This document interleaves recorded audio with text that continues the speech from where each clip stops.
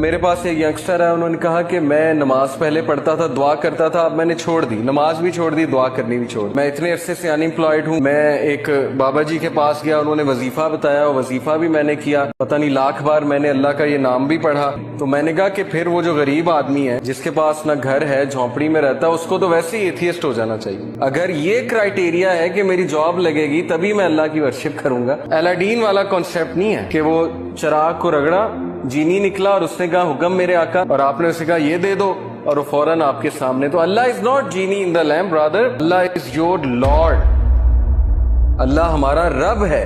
بجائے کہ یہ سوچنے کے کہ میں اللہ کے لیے کیا کر سکتا ہوں، ہماری سوچ الٹ ہے کہ اللہ میرے لیے کیا کر سکتا، اور یہی ہمارا ڈاؤن فال ہے۔